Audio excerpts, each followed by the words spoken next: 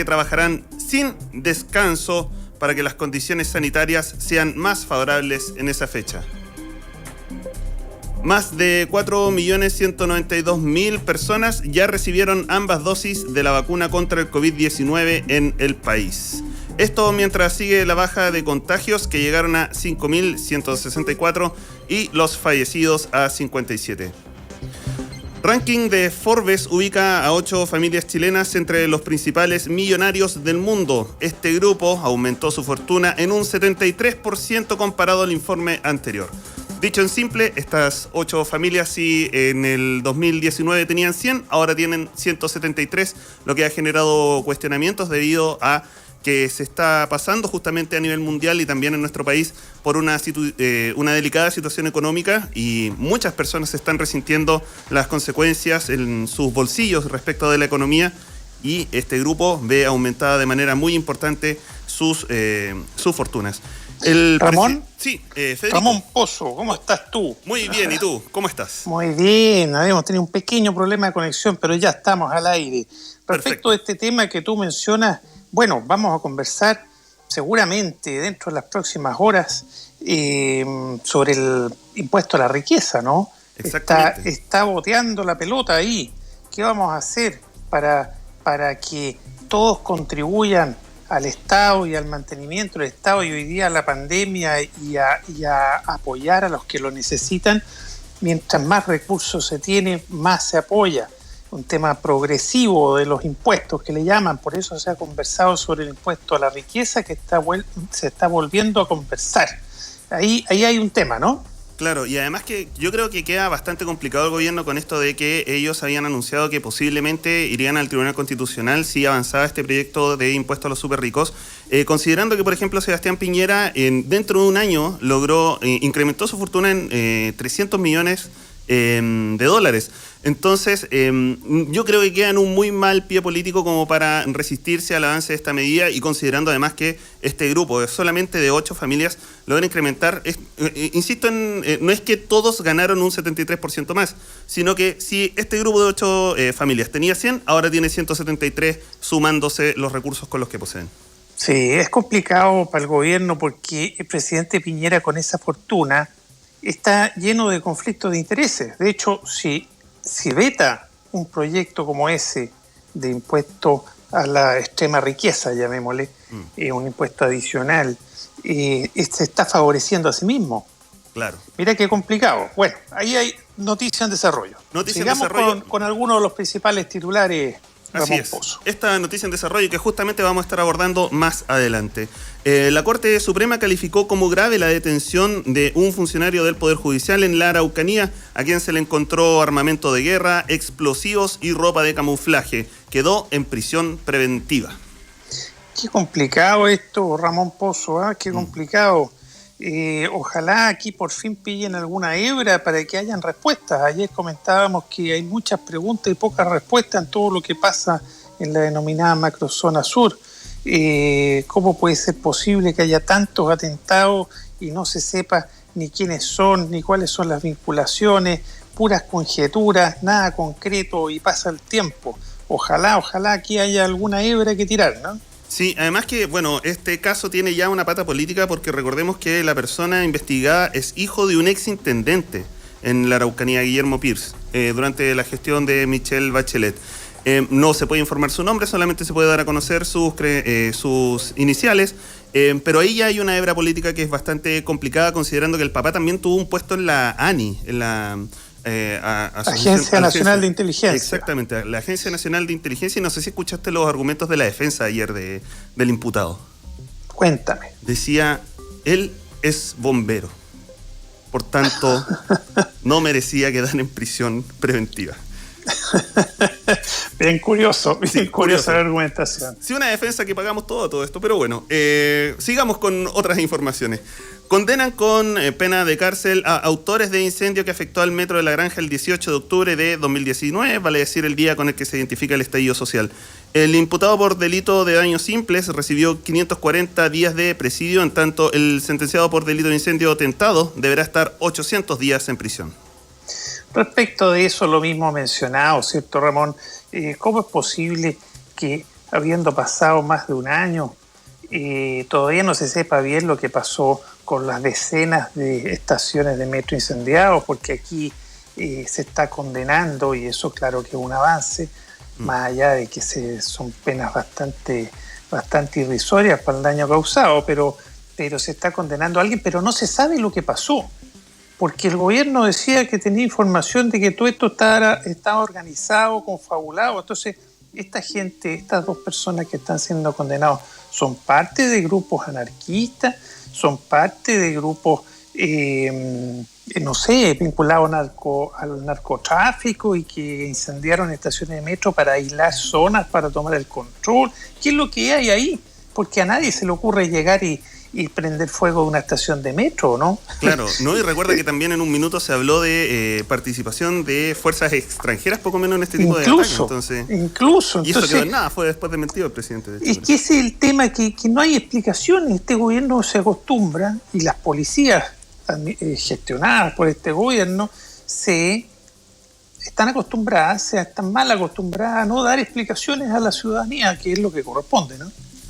Bueno, estas y otras informaciones son las que vamos a estar abordando en el desarrollo de El Mostrador en la Clave. Recuerden que pueden escucharnos en www.radiolaclave.cl, en redes sociales, @Radio La Clave, en Twitter e Instagram, y el Facebook también de Radio La Clave.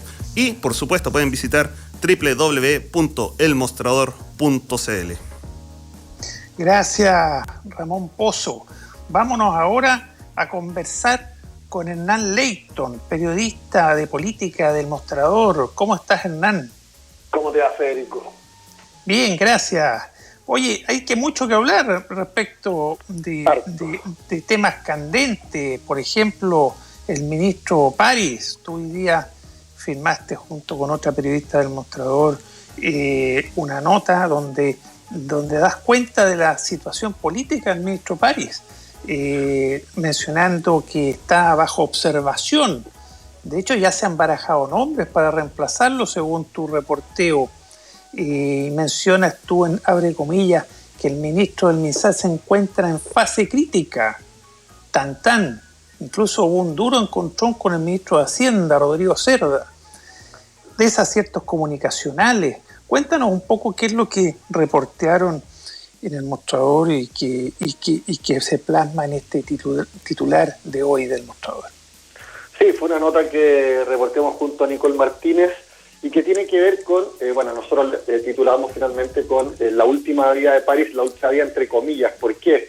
Porque al interior de La Moneda, luego de todo lo sucedido la semana pasada, recordemos el irritable doctor París, que se fue contra la prensa internacional, prensa nacional, contra los comunicadores, estaba llevando este informe de las cifras a un plano mucho más político, y eso molestó mucho en el gobierno por diferentes facetas, más allá de la semana irritabilidad que tuvo el propio ministro. Esto tiene que ver con que, al no ser París un hombre de vasta experiencia política, no todos saben cómo poder reaccionar ante un escenario de tan alta presión como el que está viviendo. Eso abre un foco de riesgo para el gobierno, que sabemos está siempre y hace mucho rato en un escenario muy complejo. Esa es solo una de las variables que tienen al ministro París jugándose su última vida. ¿Por qué se está jugando su última vida? Porque cuando tú ya tienes nombres en carpeta analizando cómo pueden venir a apagar el incendio, eso habla de que, como lo plasmamos en la nota, tú lo señalabas, el ministro se encuentra hoy en fase crítica. Ahora, ¿esto quiere decir que va a salir prontamente? No necesariamente. Varios ejemplos hay en esta segunda administración del presidente Sebastián Piñera de cuál es la voluntad del mandatario cuando un ministro es responsable político de la crisis que atañe a su sector. Tenemos ejemplos como el del ex ministro Andrés Chadwick o el antecesor mismo de de Enrique París, Jaime Mañalich, quienes, cuando sufrieron su propia crisis, por enmarcarlo de alguna manera, el presidente no los tocó hasta que se apagara la última llama de la crisis política en sí, que atañía directamente al rol del mandamás de la cartera del momento. ¿Qué se logra con esto? Quemar al personaje por completo, que absorba todo el veneno de aquella crisis emana, para que eventualmente su sucesor parta limpio y no, como se dice políticamente, quemado prontamente. Eso es lo que se estaría jugando el gobierno ahora con el nombre de Enrique París. Por el momento, siempre esto es política, tú lo sabes bien, Federico, una semana en política puede ser muchas horas de día, esto hay que ir viendo cómo se va moviendo. Pero volviendo al primer punto, hay nombres ya en carpeta en La Moneda para una eventual decisión del presidente Sebastián Piñera. Uno de ellos es de la actual ministra de Desarrollo Social, Carla Rubilar. Y en esta pasada, bueno, como siempre, uno tiene que hacer el punto político, pero es evidente que cuando se buscan reemplazar nombres para cualquier tipo de dimensión de cargos del gobierno, está presente la mano del jefe de asesores del segundo piso, Cristian Larroulet. En este caso, uno de los nombres de carpeta, se sabe, es la actual ministra de Desarrollo Social, Carla Rubilar. Pero ella parte con un problema, porque no es del gusto del ex director ejecutivo de Libertad y Desarrollo, Cristian Larroulet, por diferentes situaciones. Una de ellas principalmente es porque representan las dos miradas en choque que hoy existen en La Moneda. A la hora de tomar grandes decisiones en momentos críticos, Carla Rubilar siempre estuvo en la vereda del frente de cómo el propio Cristian Larroulet creía que se tenían que tomar aquellas decisiones, entre otras razones, nos señalaban desde el propio Palacio. Otro de los nombres que ya salió en la prensa, en varios medios, es el del doctor ligado a la Universidad de los Andes, Carlos Pérez, quien él sí cumpliría con la venia del ministro Carlos Larroulet. Se habla de un nombre de Cristian Larroulet. Lo que sí... Oye, se te fue un lapso, Hernán, y hablaste de ministro en la ruleta. Eso es porque todo indica que debería ser el ministro, porque es como el poder detrás de las sombras, ¿no?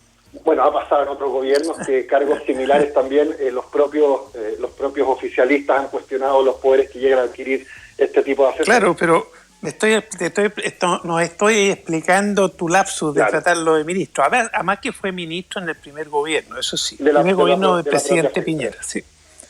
Oye, pero te interrumpí, era solo para no dejar pasar que es ministro. No, claro, el jefe de los asesores del segundo piso. Claro, y él sí tendría la venia de Carlos Pérez, sí tendría su venia. El flanco que se le abriría a este médico en caso de que fuera la carta de eventual reemplazo es que es muy ligado a las farmacéuticas. Esto lo advierten desde el propio Palacio. Uno sabe que ya se empieza a analizar los nombres y ver los eventuales focos de conflicto. Eso es muy importante. Oye, a propósito de conflictos de interés, que este gobierno ha tenido mucho. Y ha tenido que sacar mucha gente o no nombrar a mucha gente que iba a nombrar por temas de conflicto de interés.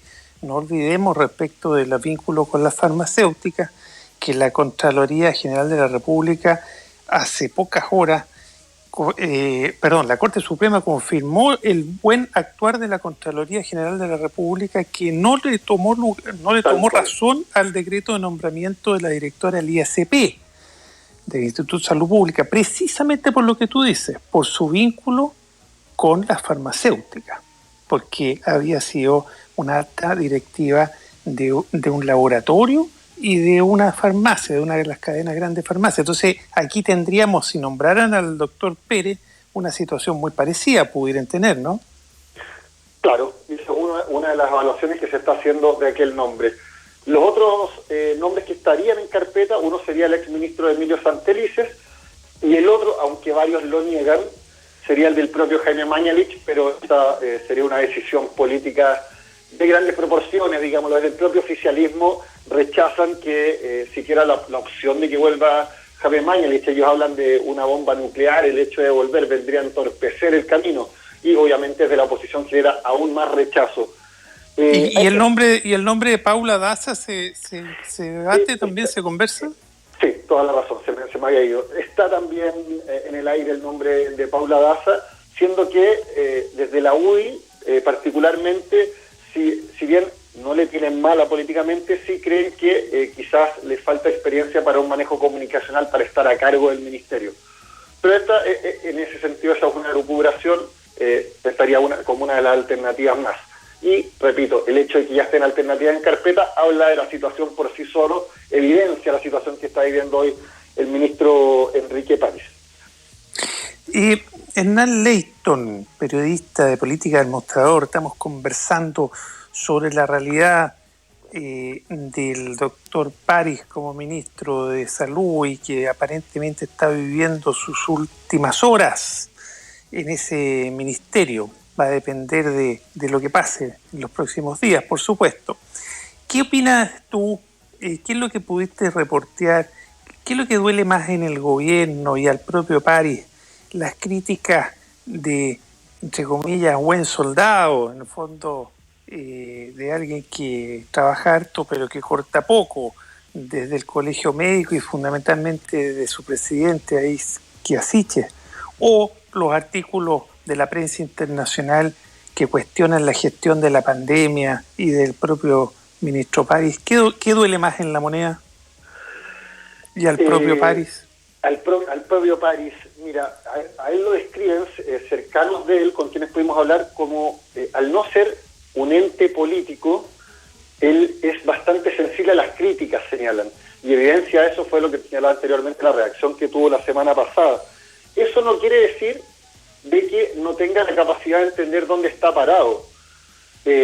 Los propios cercanos con los que pudimos hablar señalaban de que él tiene súper claro, uno, de que él es el rostro y el hombre que tiene que poner el pecho a las balas ante un gobierno que dispara para cualquier lado. Él lo sabe, él entiende las lógicas del gobierno y en la situación que se encuentra el propio gobierno.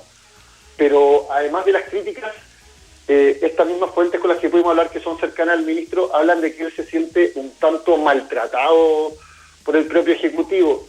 Y ahí nace este enlace con su antecesor, con Jaime Mañalich, que lo tendría bastante y muy molesto, incómodo, siente que le está haciendo la tarea muy cuesta arriba. Y si bien el propio París no es alguien que mire muy por debajo del agua, como te señalan sus cercanos, quienes sí son cercanos a él, sí tienen mayor experiencia política y ven en las maniobras de Mañalich algo un poco más allá que el solo aparecer en la prensa como un exministro dando su opinión. Hay que recordar que terminó marcando la pauta para las decisiones finales que se tomaron en el gobierno. Esto terminó con una reunión en la casa del expresidente Sebastián Piñera con París y Mañalich, como escribió Mercurio el domingo pasado. O sea, hace ruido y mueve el piso, y eso tiene bastante molesto a París. En ese sentido, hablando con gente del propio gobierno, todos saben que una eventual salida de París quizás no va a tener el costo político que tuvieron salidas en otro momento otros ministros, por dos razones muy simples. Uno, no tiene grandes redes, y dos, no pertenece al partido político. Recordemos lo que le costó, el costo que tuvo el gobierno cuando sacó al exministro del Interior Gonzalo Blumel. El partido Evópoli terminó congelando relaciones, así como cuando lo nombraron ministro del Interior en la UDI también, casi que se da paro con el gobierno. Bueno, en este caso saben que más allá de una escandalera propia de la salida de un ministro en algún momento en particular, no sería tan grave el asunto, pero basado en esta misma línea argumentativa, que París se sintiera en algún grado humillado podría significar un riesgo. ¿Por qué? Porque el ministro París es finalmente el que ha estado en varias de las reuniones donde está esta quizás clave que la ciudadanía no entiende y pocos logran entender, los especialistas tampoco, que son las ponderaciones que tiene el gobierno a la hora de tomar decisiones respecto de la crisis sanitaria. ¿Qué se pondera más? ¿Y quién ha tomado las decisiones equivocadas? Exactamente, sí. ¿Quién y quiénes? Exacto, entonces, en ese sentido, cuando se decida mover, si es que se hace, hay que decirlo, al ministro París, esto tiene que ser un trabajo de relojería. Pero hay que decirlo, el gobierno también es experto en este trabajo de relojería. Cuando el exministro de Trabajo, Cristian Montiel, estaba en su peor momento, se había mandado esta gran embarrada de las 39 a 40 horas, lo sacan del gobierno para no entorpecer el trabajo y termina de embajador en Argentina. El exministro de Defensa, Alberto Espina, termina en el Consejo de Defensa del Estado. El propio candidato presidencial, Sebastián Sichel, sale en un momento de alta convulsión oficialista y le entrega la presidencia al Banco Estado. Entonces, es verdad. Le pueden buscar algún premio de consuelo que lo haga irse más tranquilo y sobre todo callado, con la boca cerrada, ¿no? Porque las lealtades se prueban en los momentos difíciles.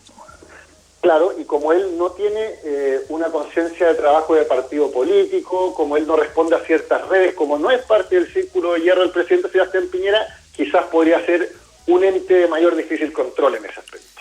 Oye, pero sería entretenido y quizás muy importante y necesario para la opinión pública de que el doctor París salga no tan contento, no le den tanto premio de consuelo y nos cuente a todos realmente qué ha pasado con el manejo de la pandemia, quién ha tomado las decisiones correctas, pero sobre todo quién ha tomado las decisiones incorrectas y asesorados por quiénes, ¿no?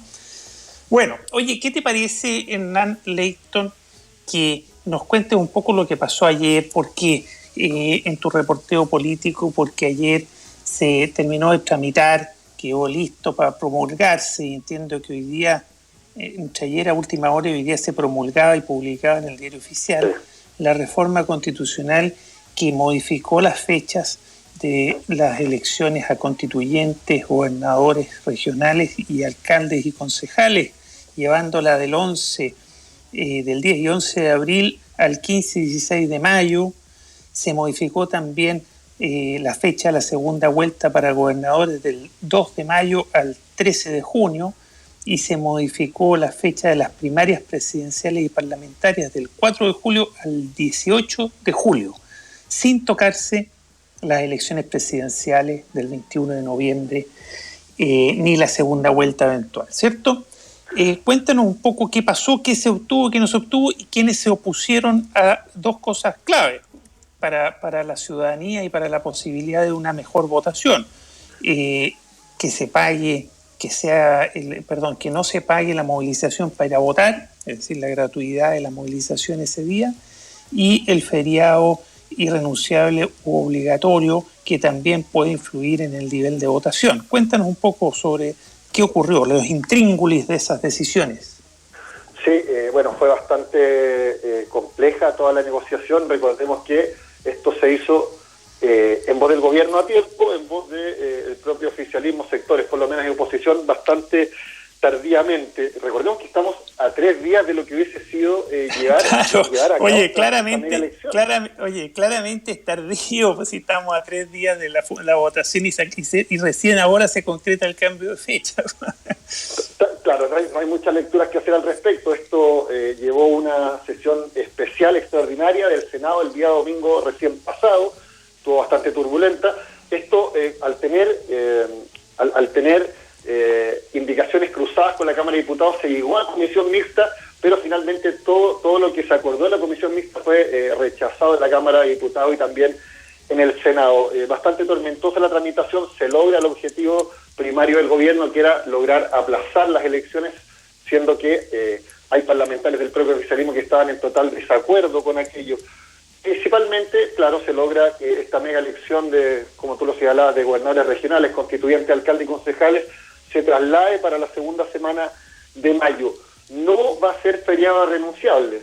Eso significa que la gente que cumple turnos durante el fin de semana en sus respectivos trabajos va a tener que asistir a ellos. Lo segundo... ¿Por qué esto, Hernán? ¿Por qué no se aprobó? Porque entiendo que toda la oposición se alineó en aprobarlo con el argumento de que eso permitía facilitar que la gente vaya a votar y por lo mismo mayor legitimidad al proceso electoral. ¿Por qué faltaron votos? ¿Por qué la oposición, el gobierno, los parlamentarios de gobierno oficialistas no dieron los votos ahí? ¿Qué se conversó ahí? Esto tiene que ver también con el argumento pasado un poco por la crisis económica que se está viviendo y la obligatoriedad de seguir generando merma. Y por ende se termina declarando esto como feriado legal y no renunciable. Por ahí pasó la discusión que finalmente termina con evitar de que sea un feriado irrenunciable, como sucede en la mayoría de las elecciones. Por eso es lo curioso. Entonces, en esta que es tan importante, que incluso va a incluir a constituyentes, que no haya este feriado irrenunciable, es curioso. Entonces, los argumentos de la derecha fueron más bien desde el punto de vista económico, porque los argumentos de la oposición eran políticos, era que la gente tenga facilidades para ir a votar y con eso que haya mayor votación, y con eso que haya mayor legitimidad del proceso. Sí, argumentos políticos estaban enfrentados a argumentos más bien económicos. ¿A eso te refieres tú?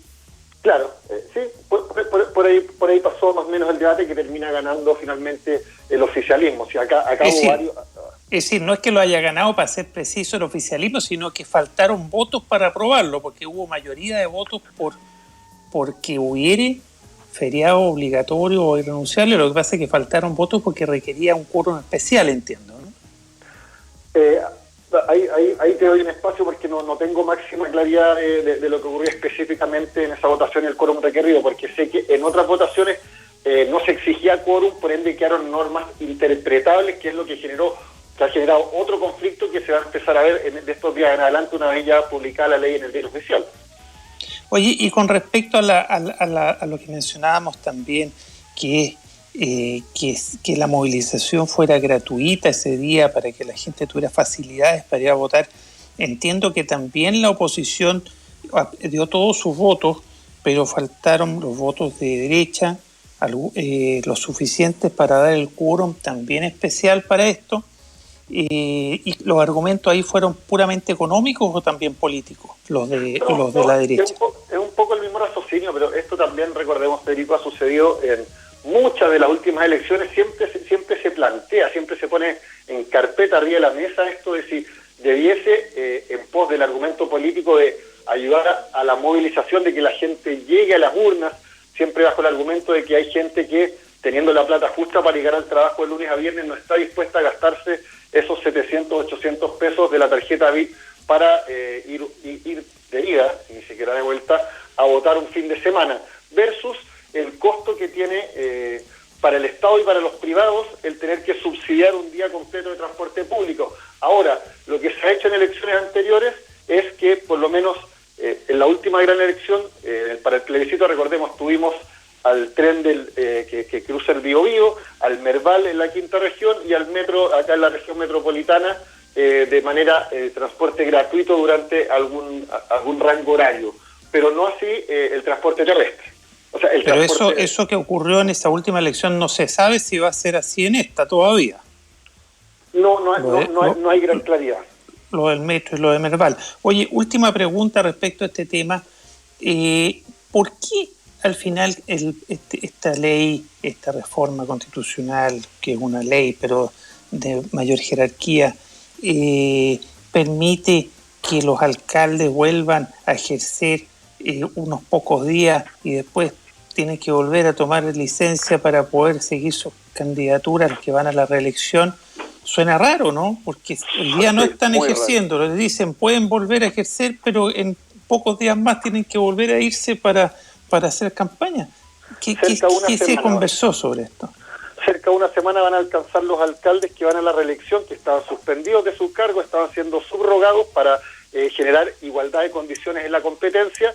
Van a poder volver durante una semana porque ellos tienen que estar fuera de ejercicio 60 días antes de las elecciones. El debate acá se centró en dos temas principales. Primero, quienes apostaban a que el alcalde tenga que volver a ejercer su gestión durante el periodo pre-campaña, ante este momento bastante anómalo, hablaban de la necesidad en un momento de crisis de que la municipalidad funcione con su cabeza oficial, es decir, el alcalde electo. Por otro lado, estaba el argumento de que el hecho de que el alcalde volviera a tomar sus funciones competitivamente, electoralmente hablando, era una desventaja para su competencia.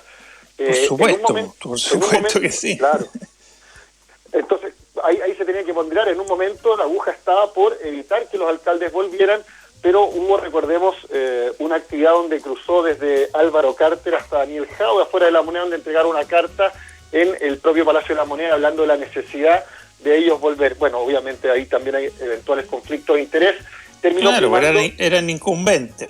Totalmente, y terminó primando el que retome sus funciones, es decir... Y entiendo que en esta decisión no hubo alineamiento político entre gobierno y oposición, sino que fue más bien transversal, fue una decisión más bien dividida por todos lados, digamos, dependía de los intereses hoy de los partidos y de los alcaldes, no hubo un alineamiento propiamente tal, ¿no? Claro, no se jugó oposición-oficialismo esta partida, más bien los dos tipos de argumentos tenían otro tipo de interés, otro tipo de raciocinio. Finalmente esto queda como norma interpretativa, se devuelve a la legislación anterior, cosa que tiene bastantes complicados, pero todos entienden de que una vez promulgada la ley en el diario oficial, los alcaldes que van a la reelección podrían tomar funciones. Yo no sé si se alcanzó a publicar hoy día. Si no se publicó hoy día y se va a publicar mañana. Es decir, una cosa que en las próximas horas los alcaldes que van a la reelección van a estar de nuevo en sus cargos por más o menos una semana. Bien curioso, bien curioso. Hernán Leito, ¿qué te parece que vayamos a una muy breve pausa y volvemos para conversar con el diputado Tomás Fuentes? Ya volvemos. Quiero invitarte a Copeuch, una cooperativa de ahorro y crédito donde más de 900.000 socias y socios cumplen sus sueños. Copeuch es un lugar con personas comunes y corrientes como tú, como yo, donde todos ganamos. Conoce más sobre nuestra oferta de productos y servicios financieros en copeuch.cl. Estamos presentando El Mostrador en la Clave.